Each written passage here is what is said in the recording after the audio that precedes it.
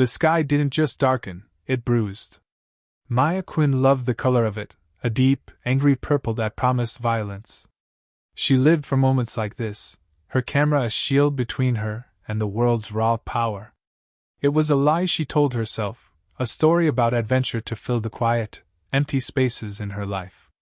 This storm, churning off the New Jersey coast, was meant to be her masterpiece, a collection of photos that screamed with life because she felt so hollow. The first raindrops were fat and heavy, hitting her windshield like thrown stones. She leaned forward, gripping the steering wheel, her knuckles white. The coastal road was a slick black ribbon disappearing into the gray mist ahead. She should have turned back an hour ago. Any sane person would have.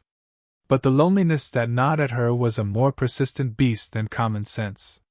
Out here, with the wind howling, she wasn't just a 27-year-old photographer struggling to pay rent. She was an artist, a storm chaser, something more. Then the wind stopped whispering threats and started screaming them. It shoved her little car, a toy in a giant's fist. The rain wasn't just falling anymore. It was a solid wall of water, erasing the world.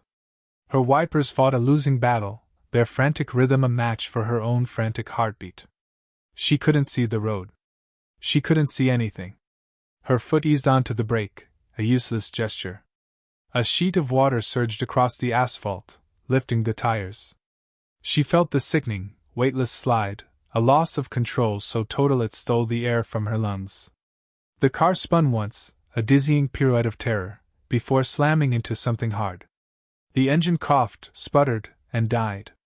Silence. The only sound was the storm raging outside and the frantic drumming of her own blood in her ears. She tried the ignition. Nothing. Again. Nothing but a pathetic click. Panic, cold and sharp, pierced through her adrenaline. She was stranded. Soaked, with a useless car and a dying phone. Night was falling fast, the bruised sky turning to black ink. Maya pushed the door open against the wind, stumbling out into the deluge. The cold hit her instantly, seeping into her bones. She hugged herself, shivering, her eyes scanning the impenetrable darkness. This was it. This was how her stupid, romantic quest for a picture ended. Not with a bang, but with a shiver in the dark. But then she saw it. Through the sheets of rain, high on the cliffs overlooking the angry sea, a single light burned.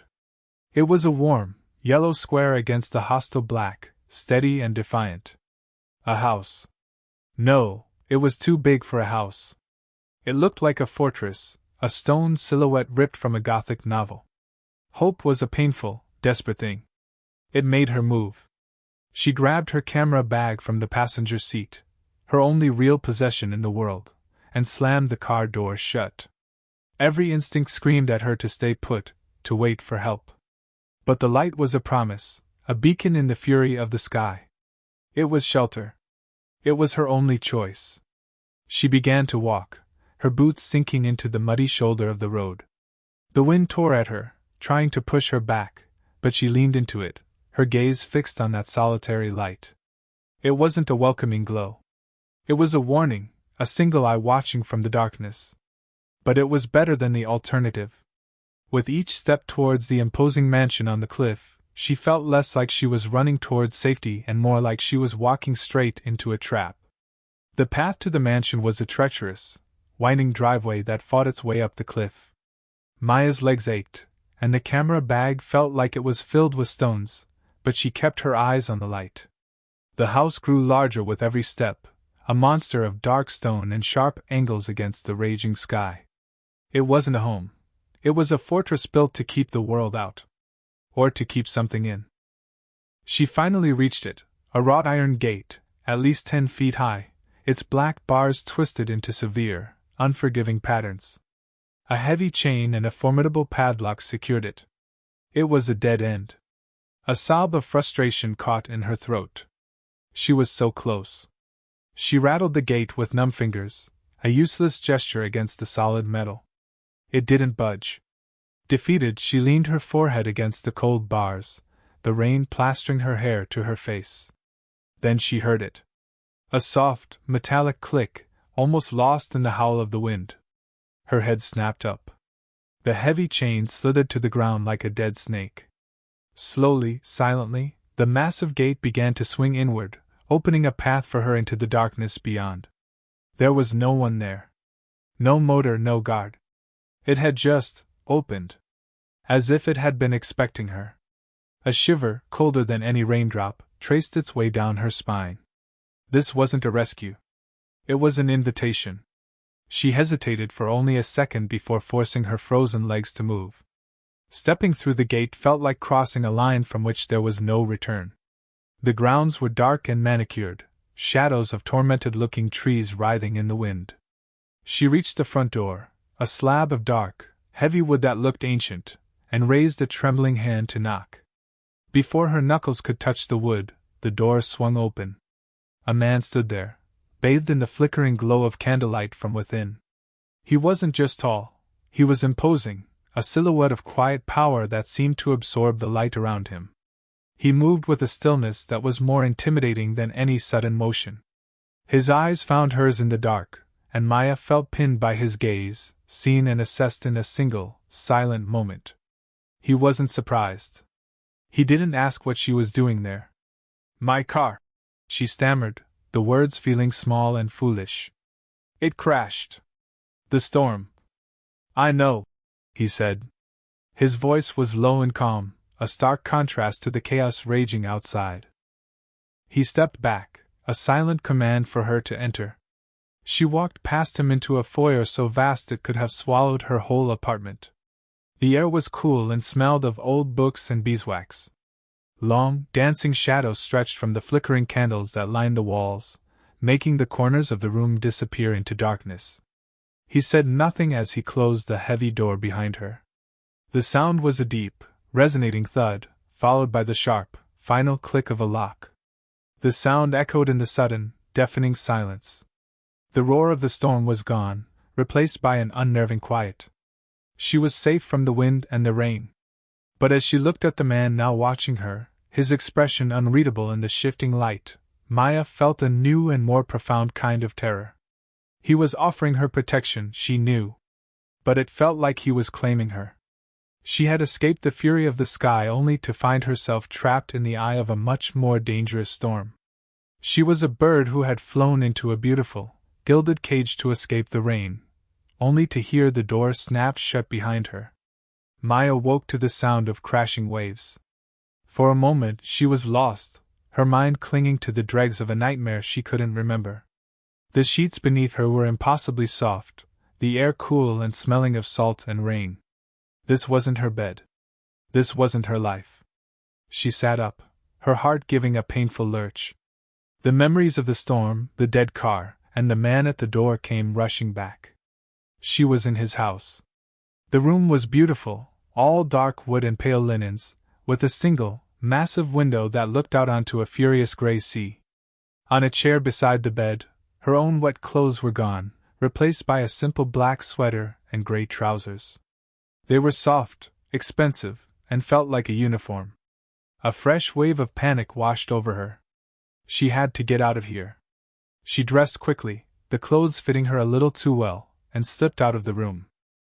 The hallway was a long, silent corridor of shadows and polished wood. The house was unnervingly quiet, the only sound the distant roar of the ocean. It felt empty, but she knew it wasn't. She knew he was here somewhere. She found him in a cavernous living room with a wall made entirely of glass. He stood with his back to her, hands clasped behind him, watching the storm as if it were a private performance staged just for him. He was the calm eye, the still point in a world of violent motion. He didn't turn when she entered, but she knew he felt her presence. Maya cleared her throat, her voice sounding small in the vast space. "Thank you," she started, her words feeling rehearsed and weak. "For the room. The clothes. But I need to leave now. I have to call someone about my car." He didn't move. For a long moment, he said nothing, just continued to watch the waves smash against the cliffs below. The silence stretched, thin and tight, and her courage began to fray. "There are no phones," he finally said, his voice as calm and deep as the ocean floor. "The storm took out the lines." My cell, then, she insisted, her voice gaining a desperate edge. I can try my cell. He turned then, slowly, and the full force of his gaze hit her. It was intense, unblinking. He saw right through her flimsy attempts at control. There's no signal. Not up here. Not in this weather. He took a step toward her. The roads are flooded. The bridges will be closed. It's impossible for you to leave. Each word was a stone, building a wall around her. He wasn't sorry. He wasn't even trying to be helpful. He was just stating facts. His facts. I can't just stay here, she said, shaking her head. It was a plea, a protest, a denial of the truth she felt settling in her bones. You don't understand. I have to go. He stopped just a few feet from her, close enough that she could see the flecks of gray in his dark eyes. He looked at her not as a stranger he was helping, but as something he had found, something that now belonged in this place. Fate, he said, his voice dropping to a low, hypnotic murmur that sent a shiver down her spine. Fate brought you here to my door. Maya stared at him, her breath caught in her throat. The words hung in the air between them, terrifying in their certainty. This wasn't about the storm anymore. It wasn't about a dead car or flooded roads. This was about him. He believed it. He believed she was meant to be here. She felt the last of her fight drain away, replaced by a cold, clear understanding. He wasn't just offering her shelter. He was telling her she was his to keep. The beautiful room, the expensive clothes, the roaring fire in the hearth, it wasn't hospitality. It was a gilded cage, and the door had just been locked. Powerlessness was a physical thing, a heavy blanket that smothered her. Maya felt it in the silence of the vast room, in the way he watched the storm as if he owned it. He had decided she would stay, and so she would stay. Her will meant nothing here. The feeling was suffocating, and a desperate, frantic energy began to build inside her chest. She had to do something, anything, to feel like she was still herself, and not just a doll placed in his dollhouse. Her eyes fell on her camera bag, slumped by the door where she'd left it. It was a worn leather satchel, a piece of her old life, her real life. An anchor. Her fingers twitched. Without thinking, she walked over and knelt, unzipping it. The familiar shape of her old Polaroid camera felt cool and solid in her hands. It was a tool, an extension of her own eye. It was her voice. She stood up, the camera a shield held against her chest.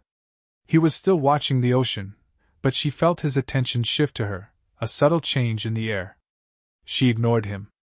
She lifted the viewfinder to her eye, and the world shrank to a small, manageable square. Her panic began to recede, replaced by the familiar calm of focus. Click. Whir. She took a picture of the rain streaming down the massive window, distorting the violent waves into a beautiful, abstract blur. The camera spit out the blank white square, and she tucked it into her pocket to develop. Click. Whir. A shot of the fireplace, the flames casting long, dancing shadows that looked like grasping fingers. She turned slowly, her movements deliberate. She was no longer a prisoner, she was an observer. She was documenting this place. He hadn't moved, but his body was angled slightly toward her now, his head tilted. He was watching her work. She focused the lens on a stack of old books, then on a single, unlit candle in a silver holder. She was mapping her cage, learning its corners, its light, its darkness. Then, her lens found him. He was a silhouette against the raging gray light, his shoulders broad, his posture unyielding. She hesitated, her finger hovering over the button. "What do you see?" he asked. His voice didn't startle her, she had been waiting for it. "Light," she answered, her voice steadier than she expected. "And shadow. I see the way the storm makes everything inside feel still." She wasn't just talking about the furniture. He turned to face her fully. "Is that all you do? Chase storms?" The question was simple, but it felt like an interrogation. He wanted to know her, to catalog her just as she was cataloging his house. "I photograph things that feel alive," she said, lowering the camera slightly. Things with a story. And what story do you think this place has? He asked, taking a step closer. The air crackled. The space between them became charged, a current of awareness that made the fine hairs on her arms stand up. His power was a tangible thing, a gravity that pulled her in, but her camera gave her a reason to stand her ground. It gave her a reason to look, to really look at him. I don't know yet, she said, her voice barely a whisper. That's why I'm taking the pictures. Her courage surged, a wild, reckless thing. She raised the camera again, framing his face. He didn't smile or scowl. He simply watched her, his dark eyes intense, unguarded for just a fraction of a second. It was a look of profound stillness, of a man who hadn't been truly seen by anyone in a very long time. She felt a terrifying pull toward the stability he represented, a rock in the middle of her chaotic life, even as she knew that rock could crush her. Click. The flash was startlingly bright in the dim room. For a moment, she had blinded him, captured him. The camera whirred, spitting out the new photograph. She caught it without looking, her eyes locked on his. The spell was broken. He blinked, his mask of calm control settling back into place. But she had seen it. A flicker of something vulnerable, something human. She held the developing Polaroid in her hand, the heat from her fingers coaxing his image into existence. She had captured the man in the eye of the storm, and for the first time since walking through his door, she didn't feel powerless at all. The storm broke as suddenly as it had arrived.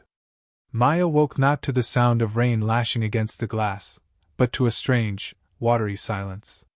Sunlight, thin and pale, sliced through the gloom of her room, painting a stripe of gold across the dark wood floor. It was over. The world outside was still dripping and wounded, but the sky was a clean, washed-out blue. Freedom. The word was a jolt to her system, sharp and electric. She was on her feet in an instant, pulling on the strange, soft clothes he'd given her one last time. She didn't bother searching for him. She walked straight to the massive front door, her hand closing around the cold, heavy iron handle. It wouldn't turn. Locked. Of course, it was locked. A cold knot of anger tightened in her stomach. She turned, and he was there, standing at the far end of the hall, as if he had been waiting for this exact moment. He held 2 coffee mugs, steam rising from them in lazy curls. I'm leaving, she said. It wasn't a request. It was a statement, a declaration of a fact she was determined to make true. He didn't argue. He didn't even seem surprised. He simply nodded, his expression unreadable. I know, he said, his voice calm. Come. I'll walk you to the gate. A wave of relief, so powerful it almost buckled her knees, washed over her. It had all been in her head. The talk of fate, the feeling of being trapped, it was just her own fear, amplified by the storm. He was just a man who had offered her shelter. She felt a foolish flush of shame.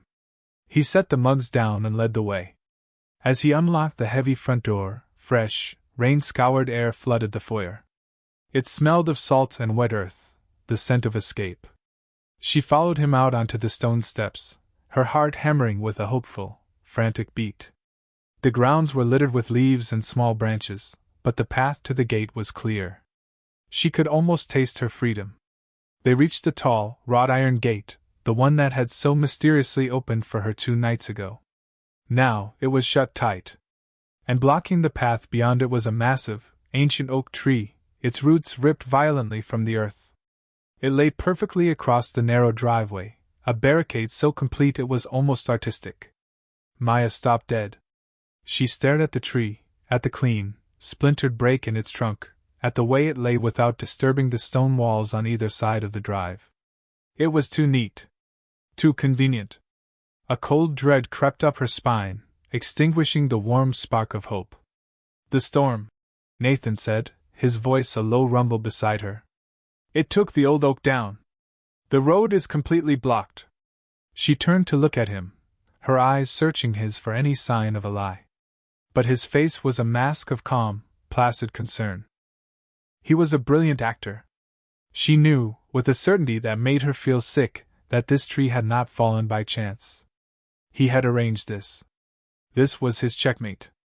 You'll have to stay, he continued, his tone gentle, as if he were delivering unfortunate but unavoidable news. At least until I can get a crew out here to clear it. For your own safety. The word safety was a poisoned dart. He wasn't protecting her. He was imprisoning her. He held up an object she hadn't noticed he was carrying. It was a vintage storm lantern, black metal and thick glass, beautifully made. It looked like a prop from one of his Gothic rooms. The power is still out in the rest of the county, he said, pressing the cool, heavy lantern into her hands. But you don't have to worry about the dark. The cellar has its own generator. It keeps the lights on down there, no matter what. His gaze was intense, meaningful. He wasn't just talking about electricity. He was showing her another layer of her cage, hinting at the house's hidden depths, its secret places. The cellar. The word hung in the air, cold and ominous. Maya looked from the fallen tree to the lantern in her hands, then back to his unyielding face. The tension was a physical thing, a wire pulled taut between them, vibrating with her silent fury and his quiet possession. He had taken away the storm as an excuse, only to replace it with a lie made of wood and roots. The protection he offered felt more dangerous than any storm she had ever faced. The storm lantern felt heavy in her hands, a cold, solid weight of defeat. Maya carried it back into the house, her anger a silent, simmering thing just beneath her skin. He had lied to her. The fallen tree was a stage prop, a piece of scenery in the elaborate play he was directing, and she was the unwilling star. The quiet possessiveness she had mistaken for protection was just that, possession. She placed the lantern on a heavy wooden table in the foyer, the sound a sharp crack in the silence. He followed her in, closing the door and sealing them back inside his world of shadows and whispers. He said nothing, but she could feel his eyes on her, watching, waiting for her to break. She refused to give him the satisfaction. She wouldn't cry or scream. She would be as still and as cold as the stone walls around her. That's when the sound came. It was so out of place in the candlelit quiet that it made her flinch. A ringing. Not a modern, melodic chime, but a harsh, insistent barring from an old telephone, hidden somewhere in the depths of the house. Nathan's entire body went rigid. The calm, watchful man who had been studying her a second ago was gone. In his place was someone else, someone sharper, colder, and infinitely more dangerous. His eyes, which had been focused on her, now looked through her, toward the source of the sound. He moved with a sudden, lethal grace, disappearing into a dark study she hadn't noticed before. She shouldn't have followed. She should have stayed put. But she couldn't stop herself. She crept to the doorway of the study, staying in the shadows of the hall. He stood with his back to her, a black silhouette against the gray light from the window, holding an old-fashioned receiver to his ear. His voice, when he spoke, was unrecognizable. The low, hypnotic calm was gone, replaced by a clipped, authoritative tone that cut through the air like splintered ice. What? A pause. Maya held her breath, straining to hear. That arrangement is over, Nathan said, his voice dangerously low. You know the terms. He listened again, his knuckles white where he gripped the phone. Maya could see the tension in his shoulders, the coiled stillness of a predator about to strike. He can think whatever he wants. What's owed is owed. His words were like stones dropping into a deep, dark well. Don't call this line again. It was the next part that made the blood freeze in her veins. He was about to hang up, but then he stopped, listening to one last thing from the other end. His posture changed. A deep, chilling stillness fell over him. You stay away from her. He snarled, the sound a raw, guttural threat that was more animal than human. This has nothing to do with her. You touch her, and I will burn your entire family to the ground. Her. He was talking about her. He slammed the phone down onto its cradle with such force that the bell inside gave a single, choked jangle. The silence that followed was absolute, a heavy, suffocating blanket. The violence of his past, the life he was supposedly retired from, was not in the past at all. It was right here, in this room, a ghost on the line that had just threatened her life. Slowly, he turned.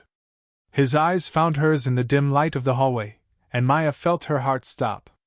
The man who looked at her now was not her captor, not the mysterious recluse. This was the man who burned families to the ground. His eyes were dark voids filled with a cold fury that wasn't meant for her, but that now surrounded her completely. The cage he had built wasn't just to keep her in. It was meant to keep his world out. And it had just failed. He didn't move toward her. He didn't have to. The danger rolled off him in waves, a cold pressure that filled the hallway and stole the air from her lungs. Maya was frozen, her hands still gripping the doorframe, her mind screaming at her to run. But where could she run? Every door, every window, belonged to him. The entire world outside was blocked by a tree he had likely ordered felled himself. A flicker of movement outside the grand living room window caught her eye. It was distant, down at the gate. A sleek, black car, silent and menacing, had appeared at the end of the drive. It looked like a shark gliding through murky water, its presence a violation of the wild, isolated landscape. It wasn't here to help. It was here to hunt. Nathan saw it at the same moment. The shift in him was terrifying. The cold, contained fury of the phone call vanished, replaced by an absolute, chilling focus. His semi-retirement, whatever lie that had been, was over. He was a king whose fortress had just been breached. He moved. In 2 long, silent strides, he closed the distance between them. He grabbed her arm, his fingers wrapping around her bicep like a steel band. His touch wasn't gentle or possessive anymore. It was urgent, unyielding, the grip of a man who moved people like pieces on a board.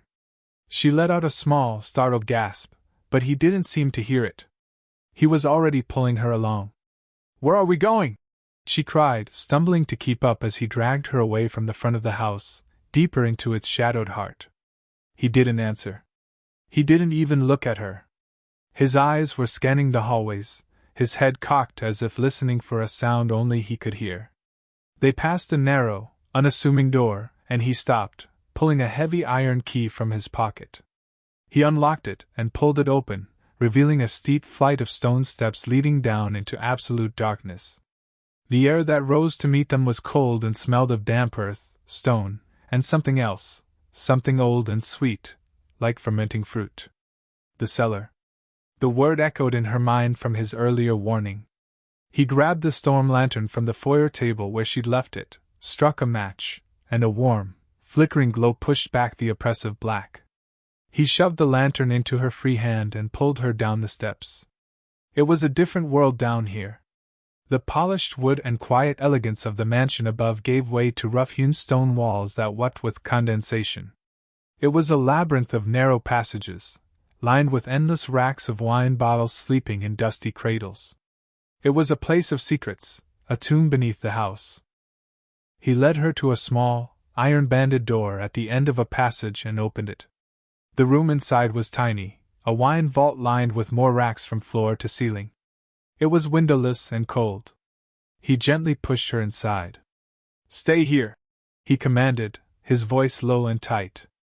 "Don't make a sound. No matter what you hear." "Nathan, don't," she pleaded, her voice trembling. The reality of what was happening crashed down on her. "Please don't lock me in here." For a single, fleeting moment, his eyes met hers, and she saw a flicker of something that wasn't cold or calculating. It was regret. "It's for your protection," he said, the words sounding hollow, a lie he had to tell himself as much as her. Then he was gone, pulling the heavy wooden door shut. Maya was plunged into a terrifying, suffocating darkness, broken only by the single, dancing flame of the storm lantern in her trembling hand. A moment later, she heard the scrape of a key, and the loud, final thud of a bolt sliding into place. He had locked her in. She was completely alone, buried in the cold, dark earth beneath his house, a prisoner in the truest sense of the word. The faint sounds of the world above were gone. There was only silence, the smell of dirt, and the terrifying, absolute reality of the world she had stumbled into. Time ceased to exist in the cold, dark cellar. There was only the circle of flickering light from the storm lantern, and the oppressive weight of the silence. Maya sat on the dusty stone floor, her knees pulled to her chest, listening. She strained to hear something, anything, from the world above, a shout, a crash, the sound of a struggle. But there was nothing. The silence was a solid, terrifying thing, a wall that separated her from life and death. Her fear, sharp and cold at first, slowly began to burn, transforming into a hot, simmering anger. He had locked her in a tomb. He had put a lantern in her hand and treated her like a child to be hidden away while the adults handled the danger. Every minute that passed, every beat of her own terrified heart, fueled her fury. She was not a doll. She was not a pet. She would not be his protected secret. An eternity later, a sound finally broke the silence. The scrape of metal on metal. A key turning in the lock. Maya scrambled to her feet, her body trembling with a mixture of terror and rage. She backed away until her shoulders hit the cold, damp stone of the far wall, holding the lantern out like a weapon. The heavy door swung inward, and he stood there, a dark silhouette against the faint light of the passage. The black car was gone. He was alone. He stepped into the small room, his presence instantly shrinking the space. He looked completely untouched, his clothes neat, his hair perfect. But as he moved into the lantern's glow, she saw it. His knuckles. The skin across the back of his right hand was split and bruised, a dark purple blooming beneath the skin. A stark, violent truth in an otherwise pristine picture. "Are you all right?" he asked, his voice the same low, calm rumble as before, as if nothing had happened. The question was a spark on a short fuse. "Am I all right?" she repeated, her voice shaking with disbelief and fury. "You locked me in a cellar while God knows what happens upstairs, and you asked me if I'm all right?" "You were safe," he stated, as if it were the only thing that mattered. "I wasn't safe. I was terrified," she shot back, taking a step forward. "Who were those men? Why are they here? Why did you talk about my life on the phone like it was a bargaining chip?"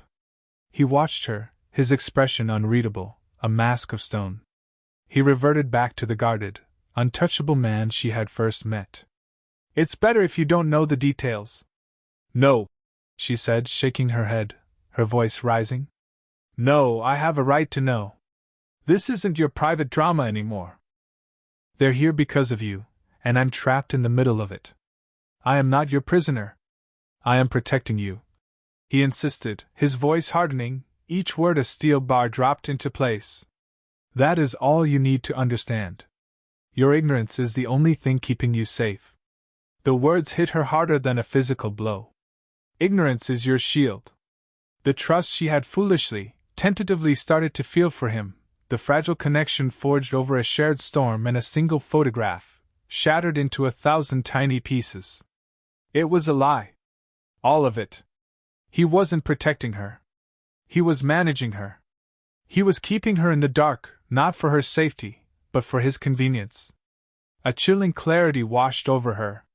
His protection was not a gift. It was a shroud, a heavy blanket he used to smother her questions and her freedom, meant to keep her blind and compliant. She was just another beautiful object in his house, something to be locked away when company came over. The gilded cage had simply been replaced by a stone one. The price of his protection was her own mind, her own will. And she refused to pay it. The anger didn't fade. It cooled, hardening inside her chest into something sharp and clear, like a shard of ice. Maya spent the night staring into the darkness of her borrowed room, listening to the sounds of the house. She was not a damsel. She was not a pawn. And she would not wait in a locked room for her fate to be decided by violent men. When the pale morning light finally filtered through the window, she had a plan.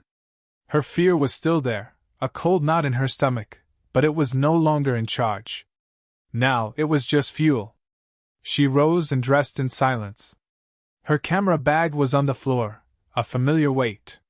She slung it over her shoulder, the worn leather a comforting presence. Today, it was not a tool for making art. It was a weapon for gathering intelligence. He thought ignorance was her shield. She would make knowledge her sword. The house was quiet. She slipped out of her room, her bare feet making no sound on the polished wood floors. She moved with a purpose she hadn't felt since arriving, her senses on high alert. Every creak of the old house, every shadow in a corner, was a piece of information. She started on the main floor, her movements methodical, her focus absolute. She raised the Polaroid, the world shrinking to the small, clean square of the viewfinder. Click. Whir. A photo of the front door, focusing on the heavy deadbolt and the intricate lock. A weakness? An opportunity? Click. Whir. A shot of the long hallway from the top of the stairs, mapping its length, its choke points. She moved into the living room, the one with the wall of glass. It was beautiful, but it was also a massive vulnerability. She took 3 pictures, capturing the view from every angle, noting the places where someone outside could see in. She documented the entire ground floor, room by room. The dining room with its heavy, fortress-like chairs. The empty sitting rooms. Each click of the shutter was a small act of defiance, a claim on the space that was being used to hold her. Then she reached his study. The door was slightly ajar. Her heart hammered against her ribs. This was his inner sanctum, the heart of his power. This was where he had taken that call. Taking a steadying breath, she pushed the door open and slipped inside. The room smelled of him, old paper, leather, and something clean and sharp, like the sea after a storm. It was meticulously neat. A massive desk faced the window, a throne from which he commanded his world. She moved quickly, her hands trembling slightly but her purpose firm. Click. Whir. The desk itself. A leather-bound blotter, a heavy inkwell, a single black telephone. No clutter. No clues. Click. Whir. The windows behind the desk, documenting the line of sight to the gate. Click. Whir. The shelves lining the walls, filled with books that looked ancient and untouched. She didn't touch a thing. She was a ghost, an observer, stealing pieces of his world one white-bordered square at a time. Her adventurous spirit, the one that had chased storms for the perfect shot, was now being used to navigate a much more dangerous landscape. She wasn't just a photographer anymore. She was a spy in her own prison. Back in the safety of her room, she laid the developing photographs out on the dark wood floor. The blank squares slowly bloomed with life, revealing the secrets of the house in shades of gray and muted color. It was an evidence board. A blueprint. The front door. The hallways. The glass wall. The desk. Seeing it all laid out like this, she felt a surge of power. The mansion was no longer just a terrifying, unknowable cage. It was a map. And every map had a way out. He found her sitting on the floor of her room, surrounded by the ghosts of his house. The Polaroid pictures were laid out in a precise grid, a mosaic of shadows and secrets. She was studying them with an intensity that made his breath catch in his throat. This was not a frightened girl waiting for rescue. This was a strategist mapping her battlefield. The floorboards creaked under his weight, and her head snapped up. Her eyes were sharp, defiant, with no trace of the terror he had seen in the cellar. She didn't scramble to hide the photos. She left them there, an open challenge laid out between them. Nathan leaned against the doorframe, his arms crossed over his chest. He took in the scene, the picture of his front door lock, the shot of the vulnerable glass wall, the stark image of his own desk. She had seen everything. He should have been angry. Instead, a strange, unfamiliar feeling settled over him. Respect. He had underestimated her completely. His old methods, the ones that had worked for years, secrecy, isolation, control, they wouldn't work on her. She couldn't be protected like a fragile object. She had to be managed like a queen on a chessboard. "You've been busy," he said, his voice quiet. "I don't like being kept in the dark," she replied, her chin held high. Her voice was steady, a blade honed by anger. He knew in that moment that his walls were no longer enough. She would tear them down herself, piece by piece, if he didn't give her a door. He pushed off the frame and walked into the room, carefully stepping around her evidence board. He didn't tower over her. Instead, he sank down, sitting on the edge of the bed, a move that brought him closer to her level. It was a concession, a deliberate offering of peace. He let out a long, slow breath, a sound that seemed to carry the weight of years. "You're right," he said, looking not at her, but at the photos on the floor. "You deserve more than that. You deserve a reason." Maya watched him, her expression wary, her body still tense. She was a coiled spring, ready to fight or flee. "There is another family," he began, his voice low and weary. He was painting a picture for her, choosing his words with an artist's care. "An old rival. They believe I have something that belongs to them, something that could destroy them. They've been quiet for years, but now, they see my seclusion as weakness. An opportunity." He finally lifted his gaze to meet hers. For the first time, he let the mask of control slip, showing her a flicker of the tired, hunted man beneath. It was a calculated risk, a carefully crafted performance of vulnerability. "The men who came here were a message," he continued. "They were testing the walls. They want to see what, and who, I'm protecting." He paused, letting the implication hang in the air. He was the target. The tragic, retired king being pulled back into a war he didn't want. Her presence here was a terrible, dangerous complication he was trying to solve. He was giving her a truth, but it was a curated one. A story with all the sharpest, most painful edges sanded down. He left out the most important part, that she wasn't a complication. She was the entire point. Maya listened, her sharp mind turning his words over, examining them for flaws. It made a kind of sense. It explained the phone call, the black car, his desperation to hide her. She looked from his face, now etched with a convincing weariness, to the photos on the floor. His story fit the evidence she had gathered. A flicker of something shifted inside her. It wasn't trust, not yet. But the solid wall of her anger developed a hairline crack. For the first time, he wasn't just her captor. He was a man with enemies, a man caught in a storm of his own. And she was trapped in it with him. The story he told her was neat. It was a perfect, tragic little box that explained everything. The rival family, the threat, the need for secrecy, it all fit. But as Maya sat on the floor, staring at the grid of photographs she had taken, the neatness of it began to unravel. Her mind kept replaying the scene in his study, the fragments of the phone call. "You stay away from her."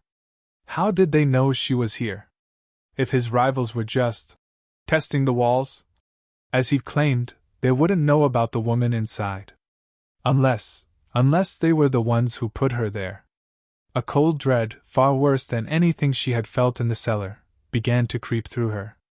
She thought about her car skidding on a perfect sheet of water. The single, solitary light on the coast. The gate that had opened as if it were expecting her. And the tree. The perfectly fallen tree that blocked her escape. It wasn't just convenient. It was deliberate.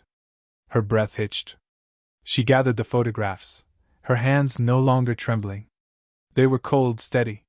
She found him in the living room, standing in the exact same spot as before, watching the now calm sea. He turned as she approached, a question in his eyes. "Your story doesn't add up," she said, her voice flat and devoid of emotion. She walked to the large table in the center of the room and laid out 3 pictures in a row. The locked gate.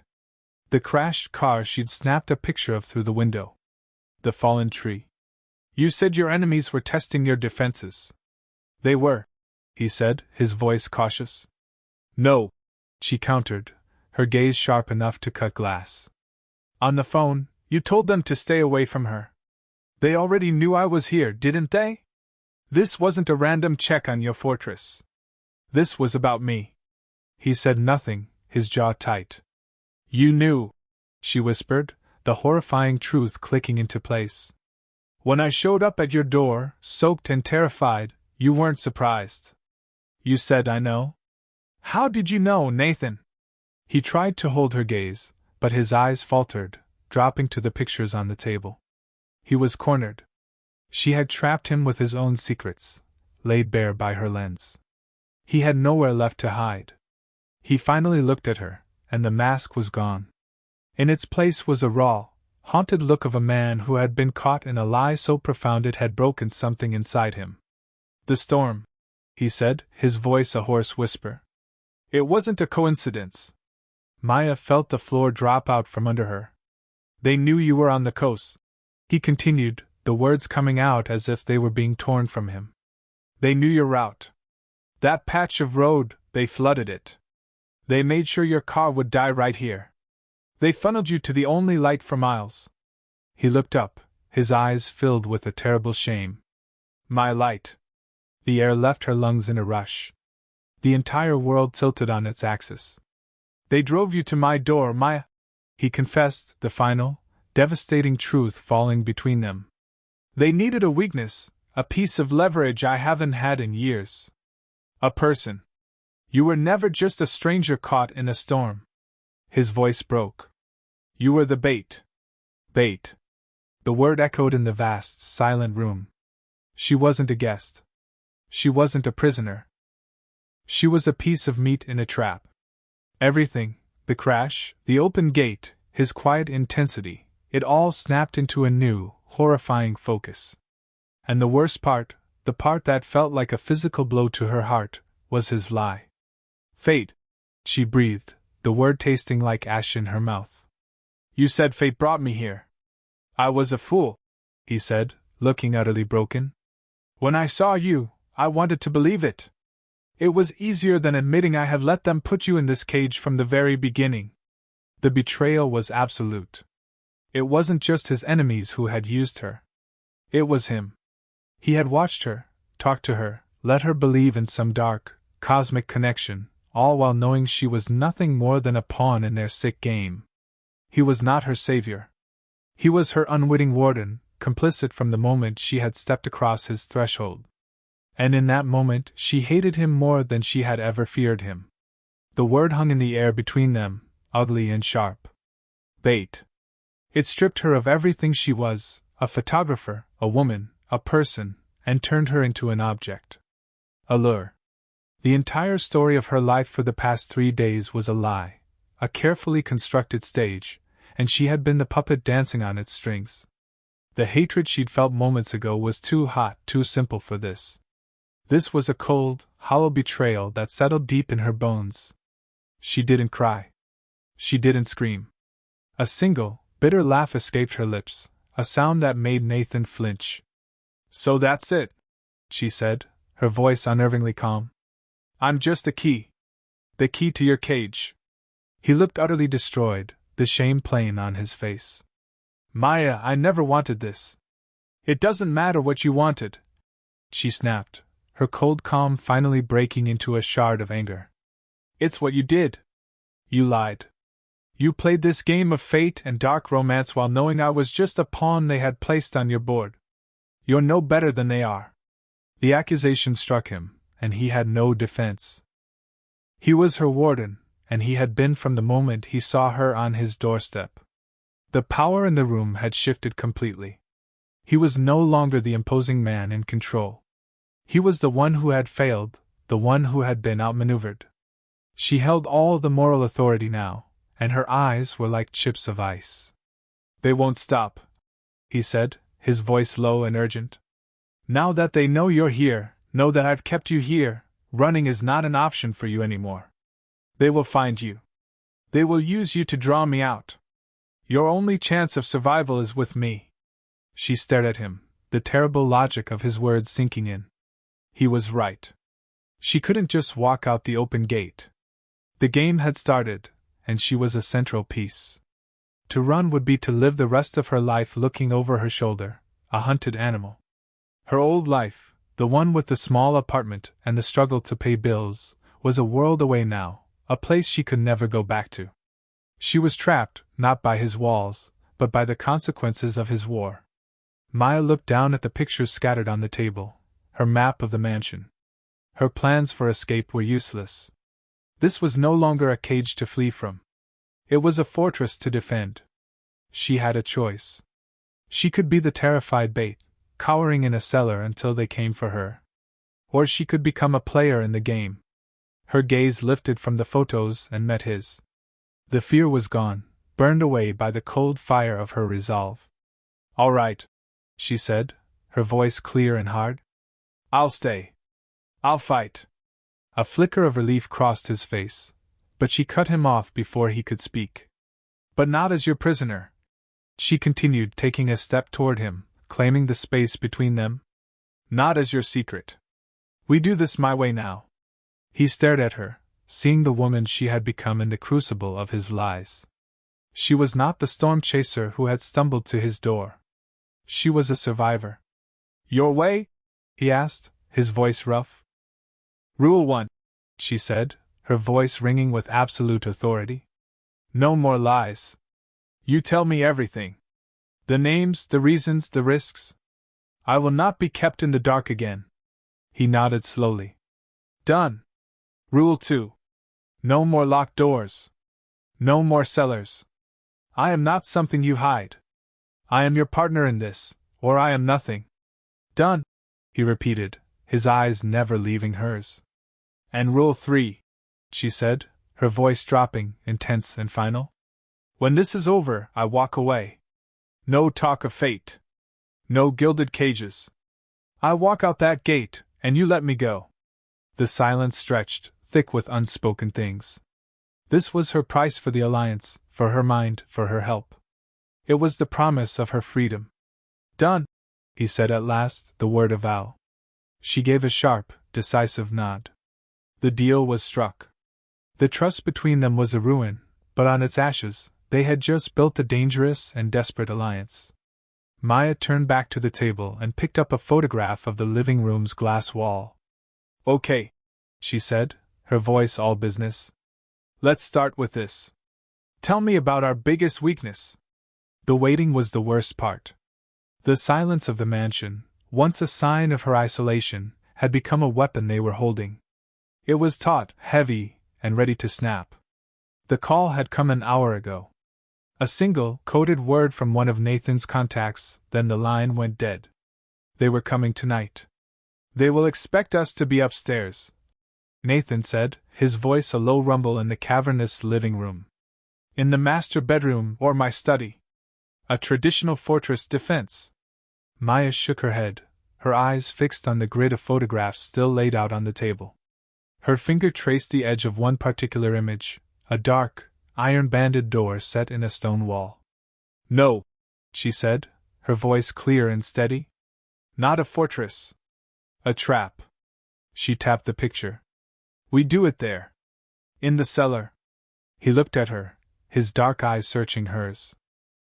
The cellar was the place he had locked her away, the place of her deepest terror and powerlessness. To choose it as their battlefield was a move he never would have anticipated. It was bold, and it was brilliant. It was her territory now, not his. He gave a single, sharp nod. Down they went, into the cold, damp air that smelled of earth and old wine. But this time, Maya led the way, her storm lantern held high. She didn't feel like a prisoner being led to her cell. She felt like a general surveying her ground. On a large, flat-topped wine crate she laid out her photographs, the stark white squares glowing in the lantern light. They were her blueprints for survival. "They'll come down the main stairs," Nathan said, pointing to the top of the stone steps. "2 at a time, most likely. They'll be expecting a straight fight in a tight space." "Good," Maya said, her mind working faster than it ever had before. "Then we won't give them one." She picked up a photo of a long, narrow passage lined with wine racks. "Here. This is our first choke point. We can block the far end, force them to come toward us." She looked up at him. "Can you move that big rack?" He didn't question her. He simply went to the heavy, floor-to-ceiling rack she'd indicated and, with a low grunt of effort, began to shift it, scraping it across the stone floor to create a dead end. The sound was deafening in the silence. They worked like that for the next hour, a silent, efficient team. He provided the muscle and the brutal knowledge of his enemies, she provided the vision. He moved ancient crates and heavy barrels, creating barriers and false passages. She directed him, using her photographs to map sight lines and angles he had never considered in his own home. She placed lanterns, 3 of them, taken from a dusty shelf, at strategic points. One sat at the end of a long corridor, a single, inviting pool of light. "They'll see the light and assume we're there," she explained, her voice a low whisper. "When they step into the passage to look, they'll be perfect silhouettes for anyone watching from here." She pointed to a dark alcove 50 feet away. He looked from the lantern to the alcove, a flicker of something, awe, respect, in his eyes. She was turning his tomb into a spider's web, and they were the spiders, waiting in the center. When everything was set, the cellar was no longer a storage space. It was a stage, lit with pools of deceptive light and pockets of absolute, impenetrable darkness. Nathan led her to a small, recessed archway behind a row of massive wine barrels, a spot completely invisible from the main passage but with a clear view of their first trap. The air was cold, and she could feel the chill of the stone wall through her sweater. He stood beside her in the dark, so close she could feel the heat radiating from his body. The silence returned, heavier than before, thick with anticipation. The waiting began. Maya's heart hammered a frantic, wild rhythm against her ribs. The fear was still there, a cold snake coiling in her gut, but it was different now. It was sharp, focused, electric. She was not the bait anymore. She was the hunter. Nathan's hand found hers in the darkness. His fingers were warm and strong, his grip firm, a silent acknowledgement of their pact. It wasn't a gesture of possession, or even of comfort. It was a connection, a final anchor before the storm they had built together was unleashed. She squeezed back, her knuckles brushing against his bruised ones. They were ready. It started as a splinter of sound from the world above. A distant, metallic scrape against stone. Maya's breath caught in her throat, her fingers tightening on Nathan's hand until her knuckles ached. The silence of the cellar rushed back in, so absolute she could hear the blood pounding in her own ears. Then another sound, a heavy, muffled thud. The front door. They were in. Her heart kicked into a frantic, panicked rhythm. This was real. This wasn't a plan on paper anymore.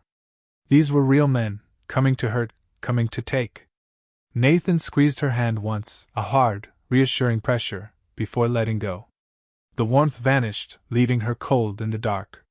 He shifted his weight, a predator settling into its stance before the pounce. Footsteps. Heavy, confident, coming down the stone stairs. They weren't trying to be quiet.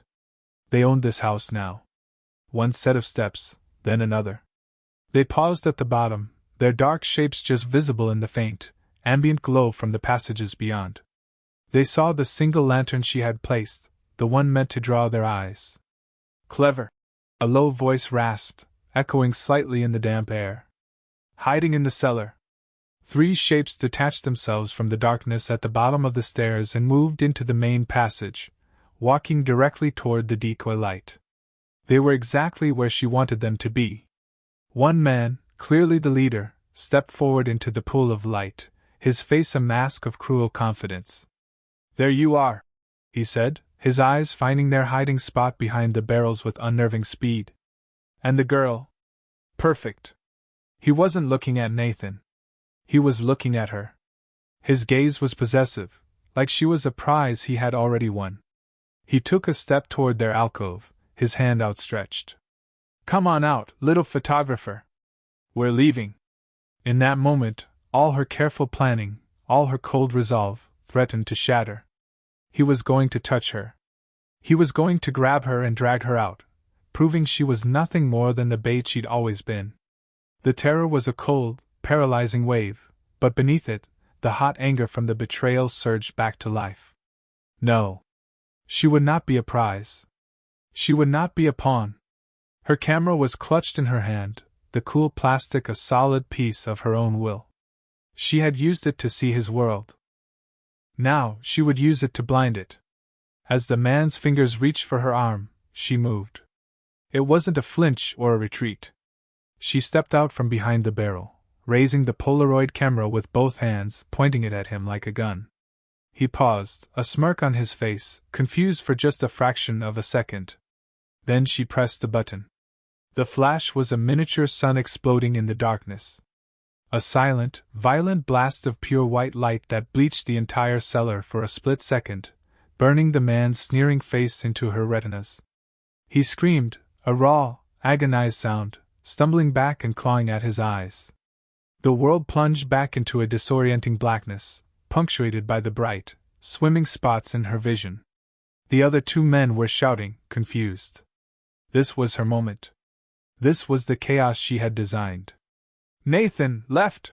she yelled, her voice sharp and clear, cutting through the noise. She didn't wait to see what happened.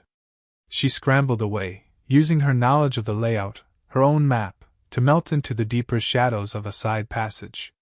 One of the other men lunged for where she had been, his hand grabbing only empty, cold air. She didn't see Nathan move, she felt it. A blur of controlled violence erupted from the darkness beside her. It wasn't the wild rage of a cornered animal.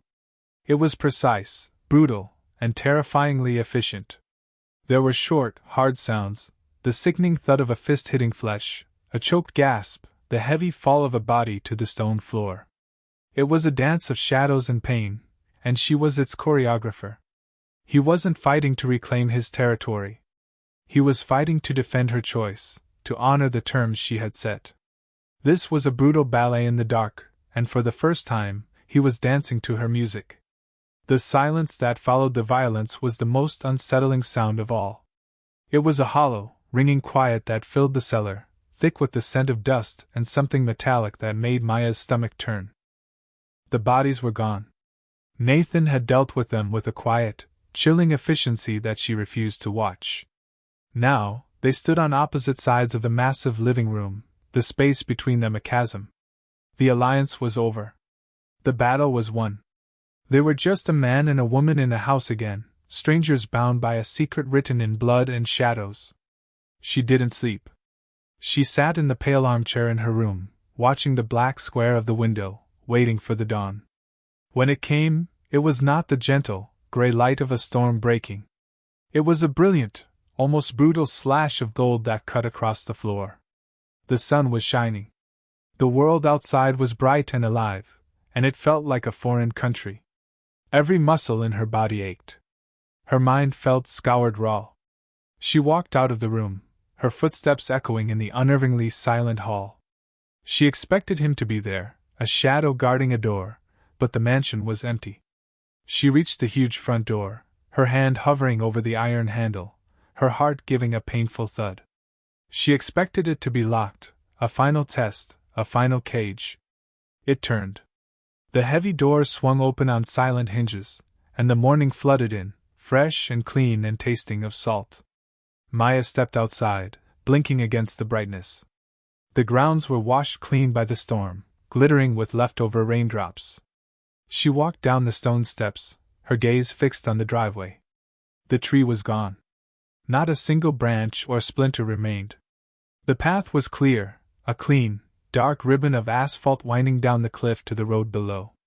Her breath caught in her throat. She walked forward, her steps slow, then faster, until she was almost running. She reached the end of the drive, her hand landing on the cold iron of the gate. It swung open at her touch. It wasn't locked. It stood wide open, an invitation to a world she thought she had lost forever. He was there. Standing on the lawn, a dozen yards away, watching her. He hadn't tried to stop her. He hadn't said a word. He was just watching, his face unreadable in the morning light, his hands shoved into the pockets of his trousers. He was honoring their deal. The final, most painful term. Her choice. Everything in her screamed to run, to get in her car, which she now saw was parked just outside the gate, miraculously cleaned and repaired, and drive until this place was just a nightmare in her rearview mirror. But she couldn't. Not yet. She turned and walked back toward him, stopping a few feet away. The air between them crackled with everything they couldn't say. He had kept his promise. He had fought for her on her terms, and now he was offering her the one thing she had demanded, her freedom. His gaze was heavy, full of a dark, aching regret. He loved her, she realized with a clarity that was both terrifying and heartbreaking. And because of it, he had to let her go. To stay would be so easy. To fall into the dark safety of his world, to be the queen of his stone fortress. Part of her, a lonely, thrill-seeking part she had never admitted to, wanted it. But it wasn't her life. It was a story she had stumbled into, and now it was over. "Thank you," she said, the words feeling small and hollow. It was all she had. He just nodded, his jaw tight, his eyes never leaving hers. She turned and walked back into the house, up the stairs to her room. She didn't pack the soft, expensive clothes. She left them folded on the bed. The only thing she took was her camera bag. She slung the familiar, worn leather strap over her shoulder. It was her life, her past, and her future. It was all she needed. When she came back down, he was standing by the open door, waiting. He didn't block her path. He simply stood there, a guardian at the edge of his world. She paused in the doorway, the sun on her back and the shadows of his house in front of her. She looked at him one last time, memorizing the hard lines of his face, the darkness in his eyes, the silent pain of his promise. It was a goodbye to the storm, to the cage, to the man who had been both her captor and her savior. Then, she walked out the door and didn't look back. She walked past the open gate, got into her small, familiar car, and turned the key. The engine started with a reassuring roar. She pulled away from the curb, leaving the stone mansion on the cliff behind her, a dark memory against a brilliant blue sky. She was choosing herself. She was choosing the sun. 6 months. The world had moved on, the seasons had turned, and Maya Quinn had built a new life out of the ashes of the old one. The gallery was the opposite of his house in every way. It was bright, filled with clean white walls and warm, directional lighting. Instead of the roar of the ocean, there was the gentle murmur of conversation and the clinking of wine glasses. This was her world now. A world she had made for herself. She stood beside the entrance to her first solo exhibit, a small, genuine smile on her face. A sign on the wall read, "Shelter, by Maya Quinn." The irony was a secret she kept for herself. People flowed around her, complimenting the work, talking about the composition and the raw emotion in the images. They saw art. She saw survival. "The way you captured the violence of the water is just breathtaking," an older woman with kind eyes told her, gesturing to a massive print of the waves crashing against the cliffs. "Thank you," Maya said. It was a powerful storm. She didn't say that the real storm had been inside the house. Her collection was a ghost story told in photographs. There was the rain-streaked window, distorting the world into a beautiful, terrifying blur. There were the grasping, finger-like shadows cast by the fire. And there was him. Not his face, never his face. Just a silhouette against the glass wall, a study in stillness and power that made people lean in and whisper. She had turned him into a specter, a part of the landscape. She had taken his power and framed it. She felt a sense of peace she hadn't known was possible. The fear was gone, replaced by the quiet strength that came from taking the ugliest thing that had ever happened to her and turning it into something beautiful. She was in control now. This was her story to tell. Across the crowded room, a man stood in the shadows near the back wall, separate from the clusters of art patrons. He wore a tailored dark coat that was a world away from the simple, functional clothes she remembered. He didn't hold a glass of wine. He didn't speak to anyone. He just watched her. He saw the way she smiled, the confidence in her posture. She was thriving. She was free. This was the only thing he had wanted, and the only thing he could never have. A young couple approached Maya, pointing toward the center of the exhibit. "The little one," the man said. "The single Polaroid. It's haunting. What's the story behind it?" Maya's gaze followed his to the central piece of the collection.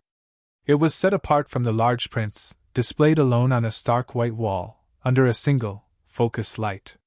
It was the picture she had taken in the cellar, just before the flash had blinded her enemy. The small, vintage storm lantern, sitting on the dusty stone floor.